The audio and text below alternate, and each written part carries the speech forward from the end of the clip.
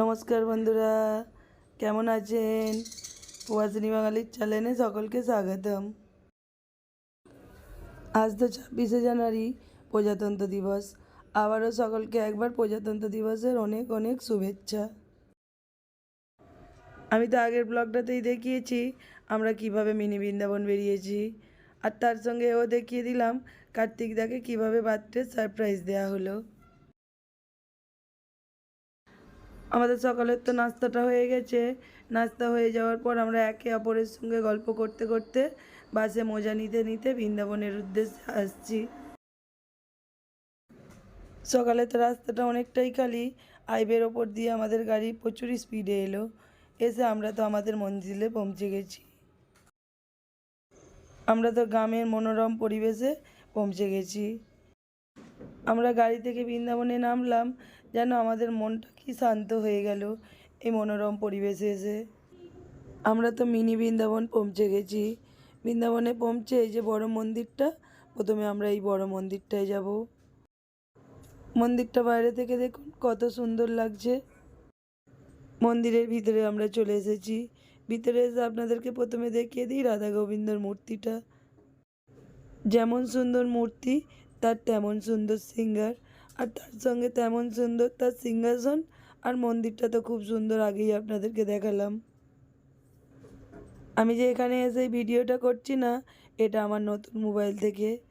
আমি তো এই মন্দিরে এসে প্রথম আমার নতুন মোবাইল থেকে ভিডিও চালু করলাম। মোবাইলটা তো 22 তারিখে কিনেছি, ইউজ করেছি 4 দিন, কিন্তু কোনো ভিডিও করিনি। 4টে ফটো তুলেছিল, 2টো ফটো দোকানে আমাদেরকে তুলে ডেমো দেখিয়েছিল, আর ছেলেদের বাড়িতে এসে 2টো ফটো তুলেছিলাম। তারপর বললাম যেহেতু বৃন্দাবন যাব, ঠাকুরের ভিডিও করেই প্রথম আমি মোবাইলটা চালু করব। তাই এই রাধা গোবিন্দর মন্দিরে এসে প্রথম রাধা গোবিন্দর ফটো তুলে আমি মোবাইলটা চালু করলাম। এই মন্দিরে তো গাইড আছে, গাইড আমাদেরকে মন্দিরের বারে কিছু বুঝিয়ে দিচ্ছে। চলুন আপনাদেরকে একটু শুনিয়ে দিই। ब्रह्मा जी के पास जा रही है, बोल रही है कि बहुत पाप बढ़ गए हैं, आप कुछ कीजिए धरती पर। तो ब्रह्मा जी सारे देवी देवताओं को लेकर भगवान विष्णु के पास जाते हैं। तो भगवान बोलते हैं कि आप सब जो यदुवंश है वहां पे अवतार लीजिए, मैं अभी वहां पे अवतरण लूंगा। तो उस प्रकार से फिर तीसरा जो चित्र है वहां पे श्रीमद् भागवतम में ये जो कहानी है वो शिफ्ट होती है। तो ये चित्र से क्या समझ में आता है आपको, कौन सा दृश्य? लेकिन वाणी होती है कि इसका 8वां गर्भ आपकी मृत्यु का कारण बनेगा। तो कंस बड़ा ही जो वो दर्शन यहाँ पे देख सकते हैं। और उसके बाद भगवान कृष्ण अलग अलग असुरों का, और ऊपर का अगर आप दृश्य देखेंगे तो ऊपर श्रीमद् भागवतम का वर्णन है। श्रीमद् भागवतम किसके बीच में बोली गई है, किसको पता है? सुखदेव गोस्वामी परीक्षित। গাইডটা তো আমাদেরকে সব কিছু ভালো করে বুঝিয়ে দিচ্ছে। আর দেখুন মন্দিরটার এক একটা কাটালে এক একটা দেবতার মূর্তি। আর এই মন্দিরটা যে তৈরি হয়েছে না অন্য একটা কিছু পাথর দিয়ে, ওখানে গাইডটা সেটাও বলে দিল। মন্দিরটার তো আমরা পুরোটা প্রদর্শন করে নিলাম। দেওয়ার পর এখানে সবাই মিলে কিছু ফটো তুলে নিলাম। সবাই তো একসঙ্গে এখানে হয়নি, কারণ আমরা 40-42 জন লোক, যে যেখানে পারছে সে সেখানে ঘুরছে। সবাই এই মন্দিরের মধ্যেই আছে, কিন্তু মন্দিরটা তো অনেকটা বড়। আর আজ তো প্রজাতন্ত্র দিবস, ভিড়ও অনেকটা হয়েছে ছুটির দিন বলে। মন্দিরের এই দিকটায় আবার শ্রী প্রভুপাদের একটা মূর্তি। মূর্তিটা তো খুব সুন্দর, আর তার সঙ্গে না সিংহাসনটা দেখুন খুব সুন্দর। মন্দিরের ওপর থেকে নিচেটাও দেখতে বেশ ভালো লাগছে। আমরা মন্দিরের ওপর থেকে সবাই নিচে নেমে এলাম। ওপর থেকে নিচে নেমে এসে নিচে ওরই পাশে না গোবর্ধন গোশালা, ওখানে সবাই মিলে এলাম। ওখানে গিয়ে সবাই মিলে গোমাতাকে প্রথমে একটু প্রণাম করে নিলাম। কেউ কেউ তো আবার গোমাতাকে প্রণাম করছে, তার সাথে খাবারও দিচ্ছে। আমরা তো বাস থেকে 9:30টার সময় করে নামলাম। নেমে মন্দিরটায় ঘুরে চারিদিকটা ঘুরতে ঘুরতে এখন 10:30 বাজে। এখানে সকালের ভোগ প্রসাদে খিচুড়ি দিচ্ছে। আমরা সবাই মিলে লাইন দিয়ে প্রসাদটা নিয়ে নিলাম। ওখান থেকে প্রসাদটা নিয়ে আমরা সবাই মিলে এখানে বসে গেছি। এখানে বসে সবাই মিলে প্রসাদটা খেয়ে নেব। সবাই তো প্রসাদটা খাচ্ছে, আমি একটু ভিডিও করে নিচ্ছি। আমিও তো প্রসাদটা নিয়ে নিয়েছি। আমার তো আবার প্রসাদের না, এই খিচুড়ি প্রসাদটা খুব ভালো লাগে।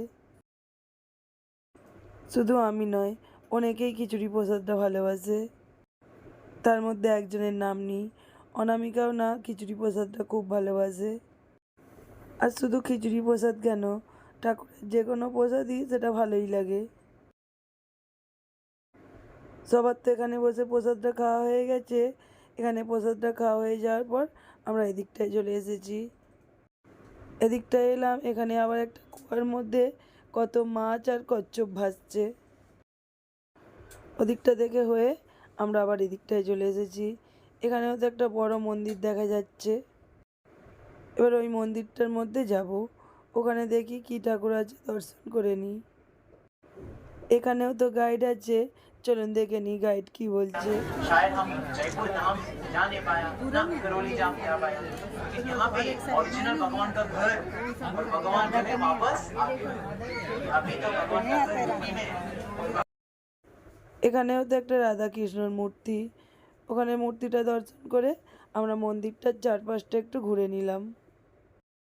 মন্দিরটার চারপাশটা তো খুব সুন্দর। ওপরের মন্দির থেকে আমরা নেমে এলাম।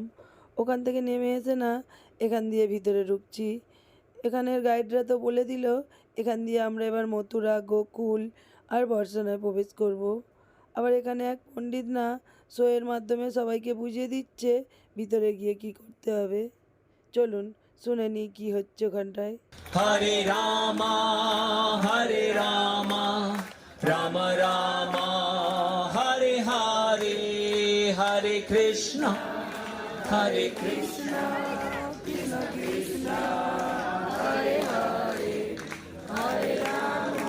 सब लोग बोलिए, जीवा का उपयोग कीजिए। जीवा से भगवान का नाम लेना है। तो हमारे ऊपर बहुत बड़ी रिस्पॉन्सिबिलिटी है। केवल भारत की जिम्मेदारी नहीं हमारे ऊपर, हमारे ऊपर जिम्मेदारी पूरे विश्व की है। सब मानते हैं कि नहीं? पूरे विश्व की जिम्मेदारी है हमारे ऊपर। तो पूरे दुनिया का उद्धार करना है हमें। तो पहले हमारा तो उद्धार हो। और बाहर में ही शिल प्रभुपाद जी की विग्रह मूर्ति देखी होगी आपने। शिल प्रभुपाद जी ने ये जो इस्कॉन संस्था जो है पूरे विश्व में ये हरे कृष्णा के नाम से जानी जाती है। तो शिल प्रभुपाद जी के गुरु महाराज जो थे श्री भक्ति सिद्धांत सरस्वती ठाकुर, उन्होंने उनको आदेश दिया था कि ये सनातन धर्म की। আপনারাও সবাই একবার বলে ফেলুন, হরে কৃষ্ণ কৃষ্ণ কৃষ্ণ হরে হরে, হরে রাম রাম রাম হরে হরে। ওখানে তো উনি শোয়ের মাধ্যমে বুঝিয়ে দিলেন ভগবানকে ভক্তি করার কথা। ওখান থেকে আমরা বেরিয়ে এলাম। এসে এখানে যে ম্যাপটা দেওয়া আছে এটার একটা ফটো তুলে নিলাম, নিয়ে এইটা ম্যাপটা দেখে আমরা ভিতরে প্রবেশ করব। ওখান থেকে আমরা ভিতরে প্রবেশ করলাম। এখানটা বেশ সুন্দর সুন্দর মন্দির আছে, আমরা সবাই একটু ভিডিও করে নিলাম। এখানে তো বালকৃষ্ণকে বাসুদেব যশোদার কাছে নিয়ে যাচ্ছে মথুরা থেকে গোকুলে। ওখান থেকে এদিকটায় এলাম, এখানটাতে যমুনা নদী। যমুনা নদীর পাড় থেকে তো অনেকগুলো মন্দির দেখা যাচ্ছে।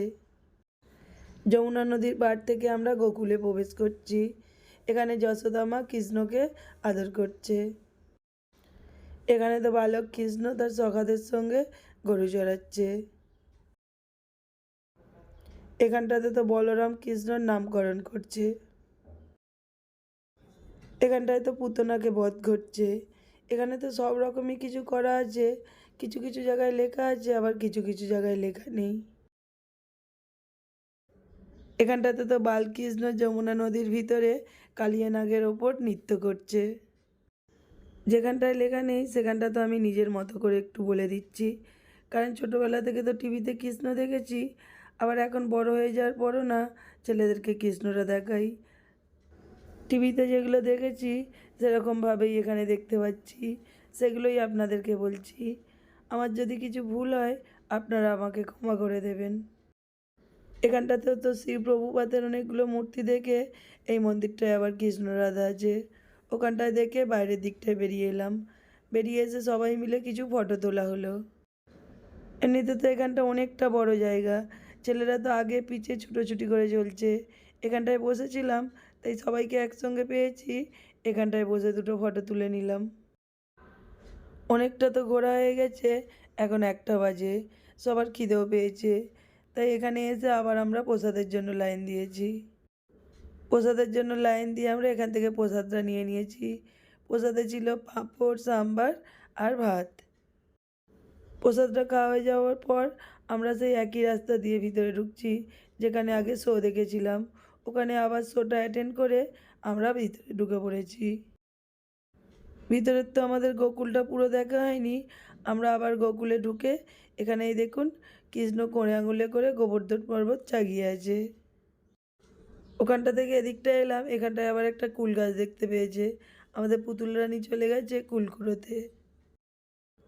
বৃন্দাবনটা তো এখানে অনেকটা জায়গা নিয়ে, গ্রামের দিক আর অনেকটা জায়গা নিয়ে, দেখতেই পাচ্ছেন।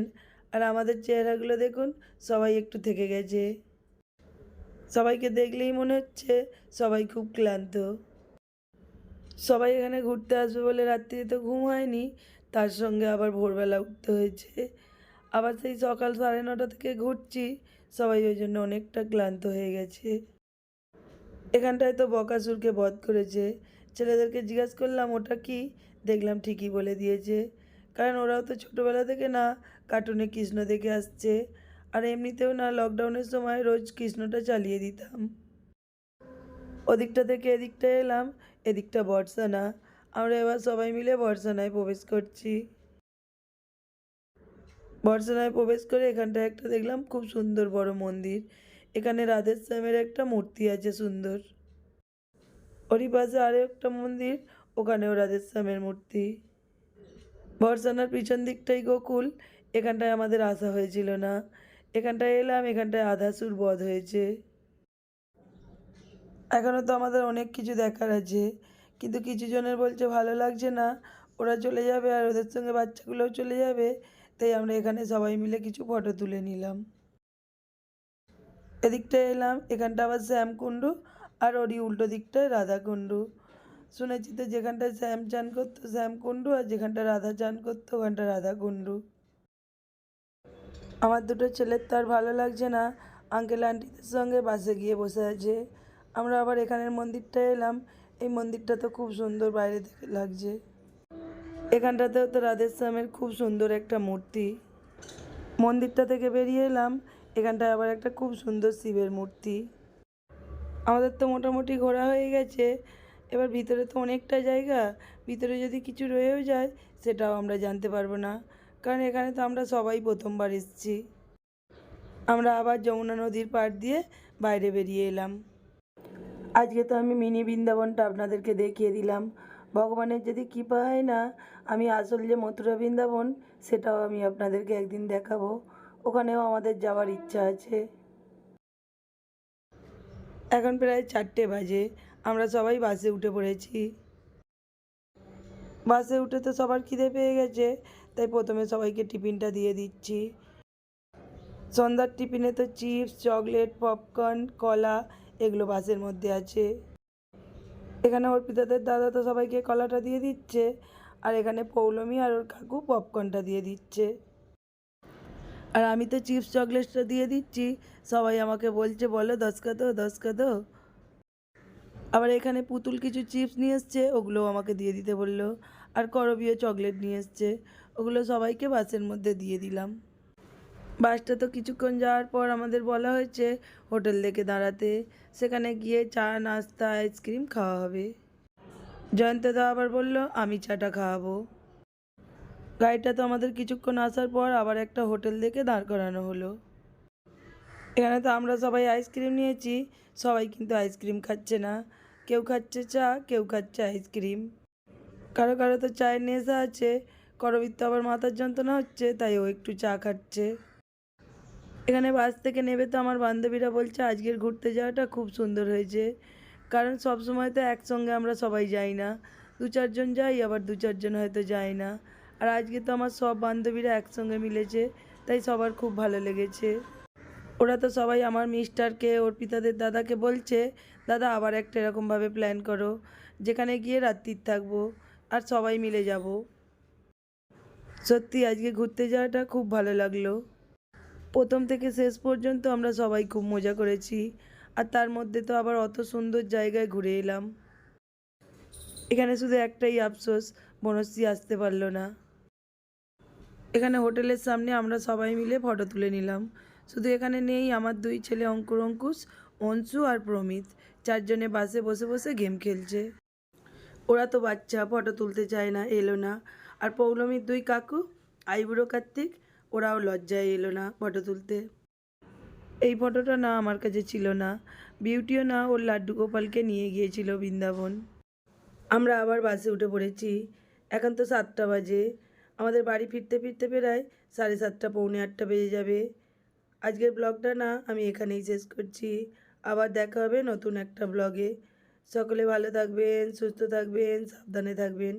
আর আজকের ব্লগটা যদি ভালো লাগে লাইক কমেন্ট করে দেবেন।